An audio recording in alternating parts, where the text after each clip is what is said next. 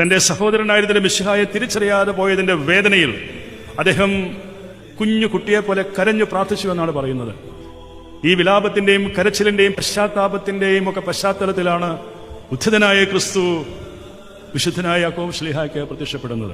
അതിനാൽ തന്നെ കർത്താവിന്റെ ശരീരരക്തങ്ങളാവുന്ന ഭൗതിക ദേഹം സ്പർശിക്കുവാനും അതിന്റെ പങ്കുകാരനാകുവാനും കർത്താവ് അദ്ദേഹത്തിന് അവസരം നൽകി എന്നുള്ളതാണ് വിശുദ്ധനായ യാക്കോബ് ശ്ലീഹായെ വ്യതിരക്തനാക്കുന്നത്.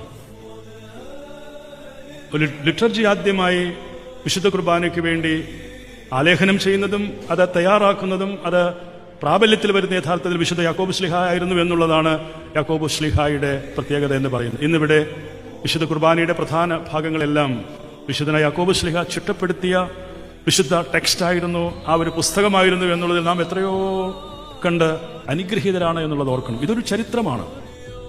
അതുകൊണ്ടാണ് ഈ സഭ ദൈവത്താൽ നിലനിർത്തപ്പെട്ടു പോരുന്ന ഒരു സഭയാണ് നമ്മൾ പറയുന്നത്.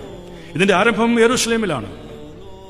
യെരൂശലേമിലെ മർക്കോസിന്റെ മാളിക ഇന്ന് യാക്കോബായ സുറിയാനി സഭയുടെ യെരൂശലേമിലെ പാത്രിയർക്കീസിന്റെ ആസ്ഥാനം എന്ന് വെച്ചാൽ പരിശുദ്ധ യാക്കോബായ സുറിയാനി സഭയുടെ അന്ത്യോക്യ സിംഹാസനത്തിന്റെ കീഴിലുള്ള ആർച്ച് ബിഷപ്പ്. ഇതെല്ലാം നമ്മെ കൂട്ടിക്കൊണ്ടുപോകുന്ന ഒരു സഭയുടെ, ഒരു വിശ്വാസി സമൂഹത്തിന്റെ തനതായിട്ടുള്ള വിശ്വാസത്തിന്റെയും പാരമ്പര്യത്തിന്റെയും ചരിത്രത്തിന്റെയും അതിന്റെ അടിവേരുകളിലേക്കാണ് നമ്മെ കൂട്ടിക്കൊണ്ടുപോകുന്നത്. അങ്ങനെ നോക്കുമ്പോൾ വിശുദ്ധ കുർബാനയുടെ മർമ്മങ്ങളെ വിശുദ്ധ റൂഹാ മൂലം നമ്മുടെ കർത്താവും ദൈവവുമായവൻ വിശുദ്ധനായ യാക്കോബ് ശ്ലീഹായ്ക്ക് വെളിപ്പെടുത്തി കൊടുത്തു.